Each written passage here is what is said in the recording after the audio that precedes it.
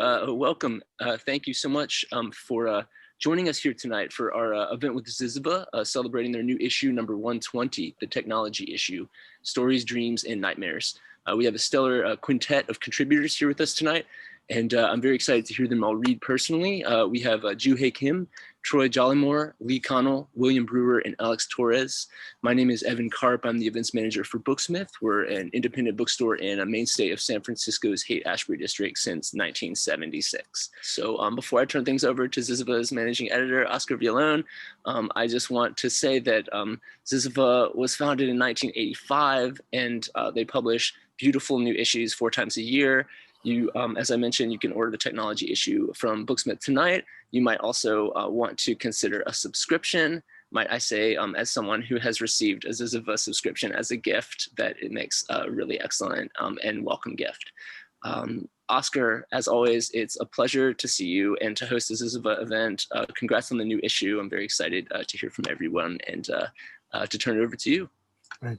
Thank you, Evan, and welcome everyone. Thank you for coming out tonight for the first of a couple events we're going to do to celebrate the technology issue. As you could guess from the fact that we call it technology issue, this issue number 120 of Zyzzyva right here, this beautiful, beautiful cover, features fiction, poetry, and nonfiction. Not all of it, but the majority of the work in there that somehow touches upon the theme of technology. In our letter from the editor, written by our editor, Laura Kogan, and she does a lovely job of summing up what it is that we were trying to do with this particular issue. And I will, if you don't mind, quote from that letter. The work gathered here reflects how ill at ease we are within our own constructions, but also reminds us of the essential synergy between art and science, how important literature is as a critical challenge to technology's momentum, as a creative force driving innovation, and sometimes as a conscience. So as Evan pointed out, we have for you tonight a wonderful roster of readers. So without further ado, let me introduce the first of our contributors reading tonight. She is Jewhe Kim. She's the founder and editor of Peaceful Dumpling, an online magazine covering sustainable lifestyle and ecological literature. Her first novel, Beasts of a Little Land, will be published in the fall by Echo. Is that right, Jewhe? It will be this fall? Yes, that's right. Oh, very, very exciting. To give you then a sense of not only her story that appears in the technology issue, but also what I'm sure is going to be a wonderful novel. Please welcome Jewhe Kim.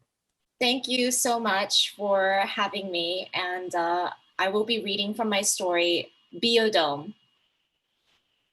April 13th, almost midnight. Through the worn twill curtains, a viscous light was flowing into the apartment like amber. Park washed his face in the bathroom, took his meds, and sat down on the sofa with the remote. One click, and the blue light of the TV mingled with the sodium yellow of the room. He flipped through the channels. Game shows, contestants competing for money, for marriage. The women are showing off, swiveling their hips and winking at the camera. And then they're ranked by the amount of applause they receive. People awing over tiny puppies. Slow close-up shots of some new hybrid food, a rare delicacy. A man has to eat a glistening pile of meat and cheese until his face is streaming with sweat and an exhausted howl escapes from his mouth. Whoops, applause, groans, laughter. A pair of professors seated facing one another against a black backdrop. No audience, no clapping. There are generations of children who are growing up not knowing the meaning of the word rain, snow, clouds, who have never seen the sea or the sunset in their lives. Are you saying that this is not a moral crisis? Said the pundit on the right side, a literature professor at Seoul National University. You're making a romanticist error in conflating nature with morality. Nature in itself is neither good nor evil. Likewise, technology that is used to shape or control nature is neither inherently moral nor immoral. Less than 2 centuries ago, our ancestors argued over the morality of the iron horse. Would you argue that the subway is evil because it bores through the earth and shuttles around humans in a sealed underground passageway? Said the pundit on the left side, a philosophy professor at Korea University. Technology is strictly a matter of utility, not ethics. I would be greatly presumptuous if I were single-handedly conflating nature and morality, as you put it. But take this for an example. You know that language shapes thoughts, ideas, and morals. Even you must acknowledge that in our Korean language, the word God is literally dear sky. Long before I had ever romanticized nature, as you argue, our people have used words of nature to describe what is good and sacred for 5,000 years. When the people no longer know what a sky actually is, and many of the younger generations have never seen it, how would they have any consciousness of a God? You have a false understanding of the nature of faith. God, at least in the Christian sense, defies representation or proof. If one needed the sky in order to recognize God, then that would not be genuine faith at all. The philosophy professor said smugly, then carefully delivered the ultimate insult. You speak out of sentimentality. I'm not being sentimental. I'm being human, his opponent replied calmly. And on they went. Park turned off the TV. This is a nice place, Park said. They were seated in the courtyard garden of an elegant restaurant in Gangnam, surrounded by trellises and arbors of roses, jasmine, and other dark and lush shrubs that Park didn't recognize. The waiters in waistcoats flitted about discreetly like moths, lighting candles one by one. How many of these have you done? Gina asked. What? You know, matson. Excuse me? You're 35 and unmarried, so you must have gone on at least 2 dozen. What else do you know about me? The matchmaker gave me the usual specs. Your height, your looks. You're a senior engineer at the Department of Environmental Protection and you graduated from Seoul National University near the top of your class. But you don't have much family money or the ability to finance a new apartment for us. You're the only son of a widowed mother, which is guaranteed to square off squeamish women. Physically, you have weak lungs, a common enough condition for those born before the BO. However, I heard you have an IQ in the top 0.1%. So naturally, we may be a match. You certainly speak your mind, don't you? Here's what I think. I'm 28 and the last of 3 daughters, so my parents are absolutely dying to get rid of me. My 2 older sisters both married at 26, although I'm much prettier and more intelligent than they are. My parents think it's because of my personality. I don't care much about shutting my mouth to flatter some man who's more stupid than I am. Do you care if I smoke?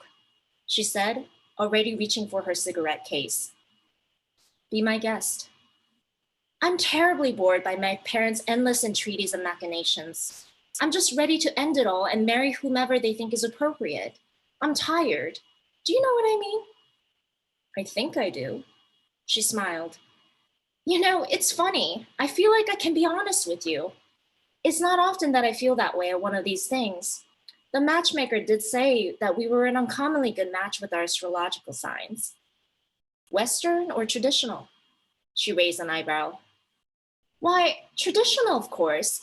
Why would I put any faith in Western astrology for something as important as marriage? That stuff is just a bunch of nonsense. They seem about equal in my esteem, Park said. She broke into a peal of silvery laughter. I'm pleased that you disagree with me. At first, I was worried that you'd be one of those scrawny, weak engineer types who don't seem to have any opinions of their own. And please don't take this the wrong way, but your first impression wasn't too far from my expectations. But you know how to push back. I like that. She took a long drag from her cigarette. I feel like we're going to get along quite well. Thank you.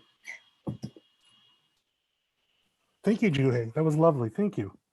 Our next reader is a regular contributor. Regular contributor to the journal is Troy Jollimore. He is the author of 3 books of poetry and 3 books of philosophy, as well as numerous articles, essays, and reviews. His first collection of poetry, Tom Thompson in Purgatory, won the National Book Critics Circle Award in Poetry. And he's currently professor in the philosophy department, California State University, Chico. And in the technology issue, he has, I think it's an outstanding essay about the movies of the Coen brothers. And again, this is tied to the theme because, as much as tech as we know it now has changed our lives, it's hard to think of another technology that also has such a profound effect as that of film. Without further ado, please welcome Troy Jollimore. Great, thanks, Oscar. Can you hear me okay? Yes. Yeah, I love film and I worry about film, and our lives are so mediated by screens in so many forms, certainly now after this pandemic, that it was natural for me to write about screens in some sense. I love the Coen brothers, and in particular, I discuss or at least mention most of their films at some point during this essay, but Fargo is the one I keep coming back to, their 1996 film. Fargo, of course, begins with a statement, is kind of notorious for beginning with a statement saying this is a true story. The events depicted in this film took place in Minnesota in 1987. At the request of the survivors, the names have been changed out of respect for the dead. The rest has been told exactly as it occurred. So it's a crime film, but of course it turned out that, as many people suspected for years, it was finally confirmed. It wasn't based on any true story at all. That initial statement is simply false. It's a lie in some sense. And one of the things the essay kind of broods on is, what does it mean when a film, as opposed to a person, lies to you? Is it even really a lie? And how does that mean? So it's kind of a meandering essay, and I'm just going to read a few fragments from it, which I hope add up to something, but it's hard to say if they'll add up to anything or not. There are technologies for the hands and technologies for the eyes. There are technologies whose direct effect is to allow us to manipulate reality, and there are technologies whose primary purpose is to communicate, to give representations of reality. Of course, things cannot really be divided up so neatly. New visions enable new manipulations. New manipulations lead to new visions. The very idea of using technology to manipulate reality only arises once language, which is itself a technology, is in place. Representational technologies don't merely depict reality in a neutral way, capturing what was already there. They alter, they distort, they give birth to. The original matter must be modified to fit the scheme. It must be transformed into content. Representational technologies necessitate emphasizing some elements of that matter at the expense of others. The person with the camera gets to decide, or is forced to decide, where the camera is pointed. The editor gets to decide what gets cut and what gets displayed, what is silenced and what becomes part of the public discourse, what is made visible and what is going to remain or will be forced to become invisible. Because technologies enable new depictions of reality, they enable new ways of forming and promulgating falsehoods. The history of technology might be thought of as the history of the invention of new ways for us to be fooled, to be deceived, duped. Each new generation of innovators invents new forms of wool to be pulled over our eyes. The invention of the camera, for instance, opened new possibilities for deception, and thus changed the nature of lying. Maybe it changed the nature of truth, too. The same can be said of the invention of storytelling, which of course radically predates the invention of the camera. Stories are technologies. A story is a way of saying something about human life. And in creating a story or passing one on, or hearing and believing one, we change our understanding of human life. And in so doing, we change what human life is. Every story begins once upon a time. But the implicit message behind every story is, this is something that happened to someone. Or rather, this is the sort of thing that happens to people. And thus, this is the sort of thing that could happen to you. A genre is a vision of the world. A genre tells us what kinds of people the world is populated by, what motivates them, how they typically interact, which ones ought to be running the show and which ones need to be kept in line. It tells us what counts as a meaningful resolution, what counts as an appropriate ending to the story. The hero prevails. The dual protagonists get married. The mystery is solved. The estranged relatives overcome their misunderstandings and achieve a reconciliation. The wrongdoers are brought to justice. The journeyer returns home wiser than before. Order is restored to the cosmos. At a certain point in Fargo, we find Jerry Lundegaard. He, as you might recall, I hope you've seen the film, and if not, go out and watch it. It's wonderful. Jerry Lundegaard is the protagonist. He's played by William H. Macy, and just an incredible performance. And so he's the guy who sets up the whole kidnapping, in which it's Jerry's wife, in fact, that is kidnapped. At a certain point in the film, we find Jerry Lundegaard preparing to phone his wife's father, Wade Gustafson, in order to deliver the news of Wade's daughter's abduction. Like any good actor, he's preparing for his big scene, rehearsing his lines, making sure his delivery is going to be smooth and the tone just right. That scene turns out to be a precursor for a later one involving Wade himself. Again, he's the father of the woman who's kidnapped. Having rejected Jerry's firm insistence that he go alone to deliver the ransom, they were real clear about that, Jerry says of the kidnappers. Wade Gustafson decides that he'll take them the money himself. It is, after all, his money. Wade, it appears, has seen a lot of movies. John Wayne westerns, Clint Eastwood's Dirty Harry movies, that sort of thing. In his mind, all it takes is a firm, authoritative figure with a gun to bring vigilante justice to lawbreakers. In his car, on his way to meet the kidnappers, steering with one hand while practicing with his pistol with the other, he wants the delivery of his bullet, should he be required to shoot, to be as smooth as the delivery of his dialogue. Wade does what Jerry did before him. He rehearses his lines. Okay, here's your money. Now where's my damn daughter? Goddamn punk, where's my damn daughter? You little punk. As the poet Richard Wilbur writes, the mannerisms of movie stars, unconsciously borrowed and recognized without specific reminiscence, have for us something of the universality of the Italian vocabulary of gestures, though of course they are more transitory. The Coen brothers' films are often characterized as self-conscious and ironic. While this is frequently true of the films themselves, we should be clear that it is not true of most of their characters.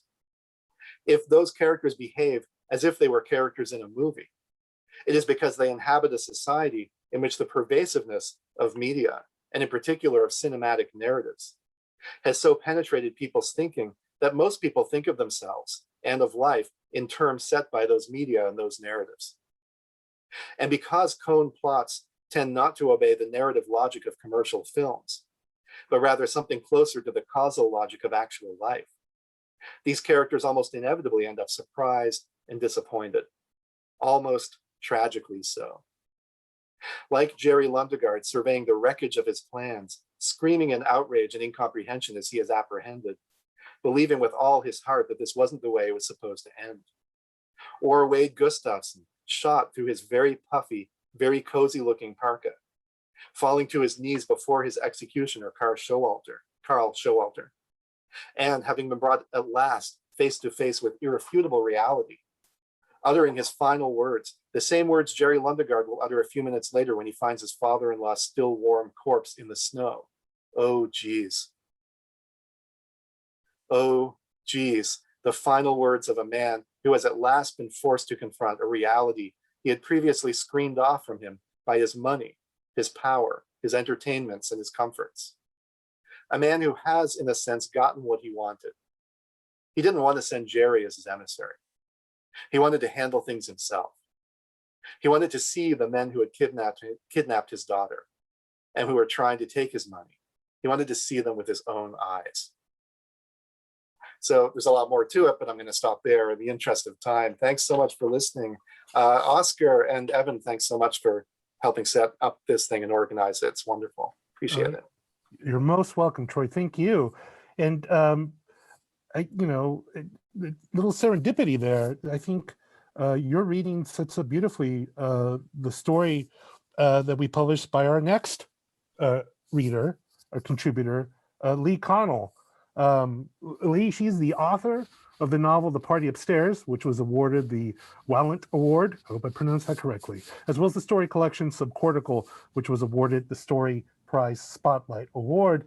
We're all out here on the West Coast. Lee is in New York, so thank you for being with us at this much later hour. Yeah, thank you so much for having me. The technology of time zones, I guess. Mm-hmm. I feel so grateful to be here and to be part of Zyzzyva, which is a literary magazine that I've loved for such a long time. So I'm going to read this story. You know, I had this idea. I'd been watching a lot of bad reality television, and I really wanted to write something about the Instagram posts that I was seeing people make like before they were on the television show and after. And so I started just playing around writing these little kind of acrostic pieces of social media posts. And I feel very lucky that very quickly that abstract idea got kind of taken over by the characters themselves. And this story is as much about female friendship as anything else. I think what I'm going to do is just read the very first post. So the story is called My One and Only Very Incredible, Amazing Love. 54 likes. In the photo, Courtney and me, squished beneath a fleece blanket in front of the television. I've just broken up with Jake in LA and moved back to Nashville where Courtney and I grew up. We were once best friends, then off to separate colleges. Courtney stayed in Nashville to study biochemistry. I headed to California to study film. Our interactions became limited to texts on Monday nights, and we watched the same bad reality TV show, plus a couple of lunches when I came home during winter breaks. Growing apart felt a little tragic, but mostly developmentally normal. But my return to Tennessee, combined with my heartbroken state, has made Courtney behave tonight like we never grew apart at all, like we're best friends again, like we're not 25, but 18. Tonight, we watch bad reality TV together. Tonight, we share snacks from the Piggly Wiggly. Tonight, Courtney grins big at my dumbest jokes. There's something in her kindness to me that feels like an act of charity, which is maybe the same thing as an act of dominance. The blanket we're beneath is covered in squiggly orange lines and zigzagging turquoise chevrons, what Courtney calls Aztec boho. It's displayed prominently in the photo she posts of us. Months later, user OtterThank20 will comment, "That blanket is appropriative and is not ahistorical, and given the real platform you have, Courtney, you should maybe think twice." But in the moment the photo is taken, Courtney has no platform. She's focused only on the way the blanket's bright colors add visual intrigue to what would otherwise be a boring image of two women watching television on a Monday night. Courtney's been in the lab 12 hours purifying proteins. She's exhausted, but she still looks so much more beautiful than me. Under the TV's light, her blonde hair glows like a cloud, radiant with ice blink. After my shift at Pizza of Your Dreams, my greasy dark hair looks like an oil spill. But I don't need to wash my hair for Courtney, especially since we're just marathoning My One and Only Very Incredible, Amazing Love, or #Movile, as it's called online. The show where a group of women compete for a proposal from a man who must say, before getting down on one knee, "You are my one and only very incredible, amazing love." Courtney and I have been laughing at the desperate woman on the show all evening, but as soon as she lifts up her phone to photograph us, we stop smiling and look serious. That's because if we were to smile, it would seem we were advertising our friendship like it was a soup or a fizzy water for sale. Our goal is to advertise that our friendship is beyond easy advertisement, is authentic. Of course, I guess just by saying such a thing, I'm undermining our authenticity, which I don't mean to do. I just don't know how else to talk about it. Courtney and I are definitely selling something about our friendship in this moment, but that act of selling isn't duplicitous or corporate. It simply seems to add to the earnestness and the value of the moment. After she posts the photo, I read the caption. "That's right, everyone. History is never history. The emo Jewess and the dumb blonde have been reunited." My screen name in high school was Emo Jewess 14. Courtney's was Dumb Blonde TN 23. At age 14, we discovered that if you mocked yourself, others couldn't mock you in the same way. Courtney was Barbie doll gorgeous, but she also was incredibly shy, wouldn't raise her hand in class, and her dad lived in a trailer. All this made the other kids in school want to call her stupid, even though, or because of, the way she smoked them in math and science. I was a target for different reasons. I was one of the few Jewish kids in the school, plus I wore all black, which made Jackass Todd shout at me in front of his friends that I should start an emo band called the Angsty Christ Killers. His friends laughed, and I laughed loudest of all to seem like I was in on it. That night, my new screen name was born. Secretly, I longed to know who the other 13 emo Jewesses were. I'll stop there. Thank you so much, Lee. Next up is William Brewer. He is a, hold on, I have it right here. He's the author of the poetry collections I Know You're Kind, winner of the National Poetry Series in Oxiana. He is a Jones lecturer at Stanford. And Will, if I have this correct, your debut novel, The Red Arrow, will be coming out from Knopf eventually. Yeah, you're right. I think it's looking like a year from now. So May of next year. Excellent, and congratulations. Thank you. Thank you very much. I'm very excited. And thanks for having me. Mm-hmm. I'm very happy to be here. I love Zyzzyva. I'm not going to be a fiction writer. I'm going to be the original Will, the poet, and I'm going to read 2 poems that are in the journal. Thank you so much again for having me. The poems are very gloomy, and I'm very sorry for that from a part of my life that thankfully is not really the case anymore. But nonetheless, they are gloomy, so bear with me. The first one is called Will. The living are named for what they're doing. The dead are named for what they are. My nickname is an auxiliary verb used to express futurity.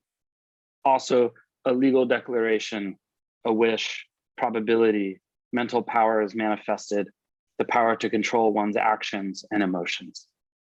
In its full form, the desire to protect, which I think I'm doing when I say to my wife, you don't have to worry about that anymore. After she confesses that every time I go into the bathroom, she's afraid I'm going to kill myself. But I'm not always sure. Before you, I'm a question. After, I'm command. When the voice in my head tells me what to do to myself, there's you between two of me. And then this next poem is sort of a longer poem, but it's actually very fast. I know whenever someone says a long poem, everyone panics and wants to jump, but it's very quick. And it's named after a person who I grew up in West Virginia, and a very sort of isolated part of America. And a really important part of my life when I was young was watching Anthony Bourdain on television. It's where I learned about a lot of things that I've, luckily been able to go on and do. And so, yeah, this poem is called Anthony Bourdain. The more money we come across, the less tarot we do. The more we chew in silence, staring at palm trees glazed red on wall tiles, the heads of actual palms lining the drive-through, masked with smoke from burning paradise. For a week, it's lined our lungs.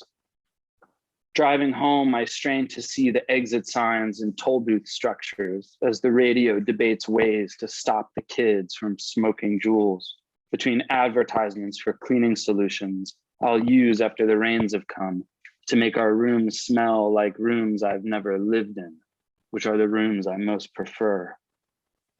2 months now, we've been married. It feels the same, but different. Men stopped mentioning fucking the same thing forever, and everyone else started asking about the future, sometimes just saying the word for no reason. I'd compliment the Beaujolais, and then, in the future, you should consider looking into. Over and over until the word began to radiate in my mind. I find myself spelling it out letter by letter on the roof of my mouth while up late folding t-shirts. And now it's 2, and I'm beside you in bed, envisioning the ripples on my celestial sleepy time herbal tea as I dropped in my CBD oil, meaning both products have failed me once again, and I feel like I deserve it. For 10 years, I fell asleep watching him wander old world cities, and chew the fattened parts of animals.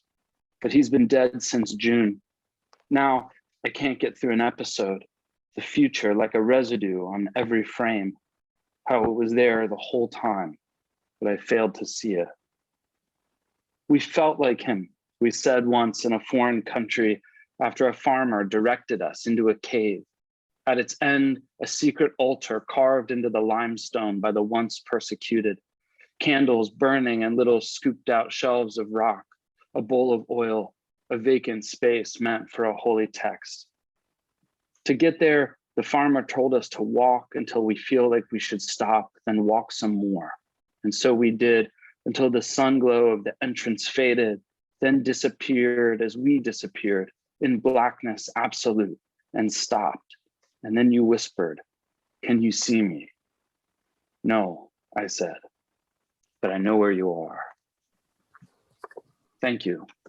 Oh, thank you. Well, thank you so much. Yeah, I just wanted to say really quickly, a lot of ink has been spilled about Tony since his death, and I think this poem of yours is I think one of the most is a true elegy, I think, for him and his humanity and Tony's particular suffering.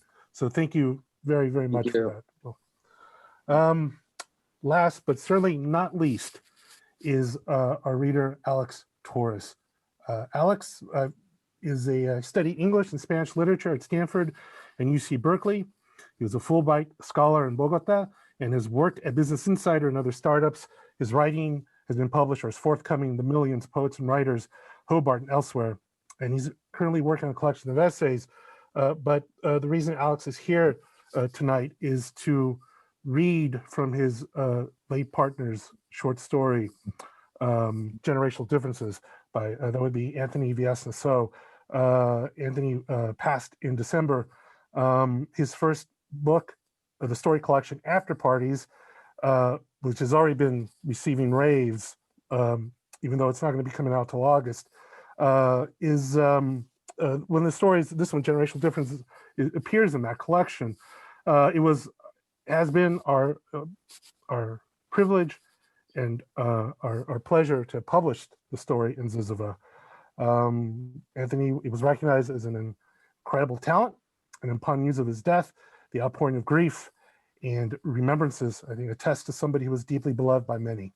So we thank you, Alex, for being part of this.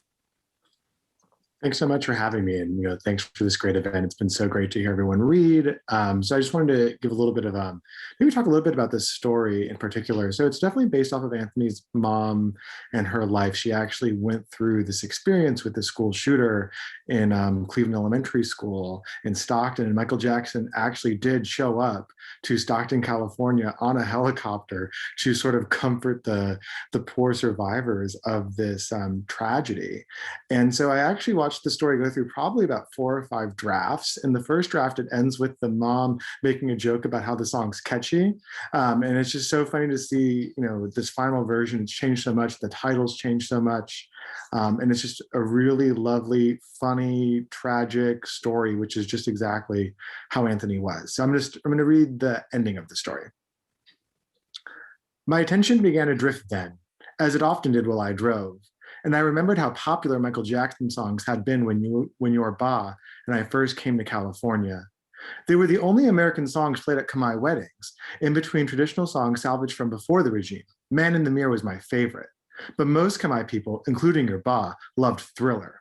Your Ba was so excited when I told him Michael Jackson would be visiting my very classroom. He kept reminding me to take photos. He didn't seem to care about anything else. Had told me the morning after the shooting, bad things happen all the time.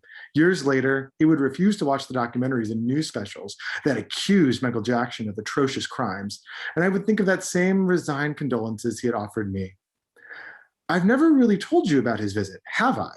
It was in the afternoon, a bright winter day, the kind that made you think spring was around the corner, ready to slap February with blooming flowers and pollen. My students were reading chapter books in pairs, as neither they nor I had the energy for an actual lesson. Before we heard thunderous choppers, the deafening drone of an engine, dust and debris swept up and into the air. And the more shell-shocked students burst into tears. I gathered my class and we headed outside, where the rest of the school awaited our famous visitor. When his helicopter landed on the concrete playground, countless security guards issued from the open doors like solemn clowns from a tiny car, all of them intimidating in their sunglasses, their black suits imposing an air of restrained brutality. It made me furious to witness all this commotion, all this nonsense. On the very ground those children had died. Their blood was staining the pavement. Michael Jackson was on campus from his arrival to his departure for barely 30 minutes. "Hello, my dear little darlings. I'm so sad to have heard about your tragedy," he said to my kids in my classroom, and I could not fathom how he dared to call them his darlings. When I asked if he could answer student questions, he only offered, "Let's take a few pictures." A week after the visit, I got the photos developed and showed them to your ba, who marveled at Michael Jackson's luxury brightness for about 5 minutes. Then, still mad, I threw the photos into the trash, all but the one you found, which I carefully placed into an album. As furious as I was, it felt wrong not to preserve at least one. But I'm losing track of the story. By the time you learned about the shooting, I'd stopped feeling angry, stopped feeling much of anything, really, until you forced me to explain the whole affair. Man in the Mirror had suddenly come to me as I drove back home from Cleveland Elementary. I found myself humming its tune, the chorus echoing in my head. I even searched through the radio stations in case the song happened to be playing. Then I glanced at the rearview mirror and saw that you weren't okay at all. You were crying, almost choking from your tears and snot. "Mom," you shouted in between heavy gasps, "answer me." I had no idea you were trying to reach me. All the peace you had worked for at my school had fled the car. One hand on the steering wheel, the other reaching back from the driver's seat, I recklessly tried to console you. I was handing you a bag of pretzels, a bottle of water, anything that might calm you down. The car swerved back and forth as I tried to stop those tears. You sounded like you were continuously reaching for air, a surface to emerge from. Your little spirit was shaken to the core. "Look, McDonald's," I cried, but you were unmoved. Still, it felt worth the try. Only after I pulled into the drive-thru, brought an ice cream cone, and shoved it into your hands did you begin to calm down. I parked the car behind the McDonald's, next to an abandoned gas station, and we bathed in the stench of used frying oil. From the rearview mirror, I watched your reflections as you devoured the melting mess, opaque white streaks dripping down your hands, the remedy to your crying already going to waste. "Why were you ignoring me?" you asked gravely. "Was I?" I said. "Oh, I'm so sorry. I'm sorry for ignoring you." "But tell me why," you responded. "I was talking to you." "All I can say is I'm sorry," I offered as disappointment settled into your face. You continued licking your ice cream in silence. Taking in your visibly sticky mouth, I thought of Michael Jackson again, the absurdity of his photo jolting our day into being, how the more he had tried to change, to reinvent himself into something completely new, the more he seemed horrifically burdened by what he used to be. "I'll finish this later," you said, fitting the cone into the cup holder. I was too tired to tell you that ice cream would melt, that, that only a worthless puddle would be left. It was too late, and we needed to get home. We had to finish unpacking. Even now, so many decades later, I often return to that afternoon of ours, and then I look back on everything else that happened to us. And I think, how silly of me to see our pain as situated in time, confined to the past, contained within it. Don't take this the wrong way, but I should apologize to you for refusing to be forthcoming into and through your adulthood. Before your ba's death, I was always thrown, perhaps even upset, by your endless curiosity with the regime, the camps, the genocide. Every slight detail you would demand to know, as if understanding that part of life would explain the entirety of yours. Through my frustration, my clenched teeth, I didn't have the words to say those years were never the sole explanation of anything, that I've always considered the genocide to be the source of all of our problems and none of them. Writing this last section about Cleveland Elementary, your first tragedy, maybe that is my way of telling you. As it happened, as the gunshots were fired and our kids started crying and bleeding and dying, I stared out of my classroom window and finally understood the brother I never really knew, why he had committed suicide years before Pol Pot, when no one saw strife on the horizon. How, for my brother, even as a teenager, a child, the weight of life was always too immense to bear. Then, in a matter of minutes, this time it stopped. We counted the dead, the injured, those left over, and we grieved, as we had for the many lives before and since. When you think about my history, I don't need you to see everything at once. I don't need you to recall the details of those tragedies that were dropped into my world. Honestly, you don't even have to try. What is nuance in the face of all that we've experienced? But for me, your mother, just remember that, for better or worse, we can be described as survivors, okay? Know that we've always kept on living. What else could we have done? Thank you so much, Alex. Thank you so much. Folks, that's it. That's all we have for you. We like to keep these things, tight, because I know a lot of you still have to catch up with your mayor of Easttown.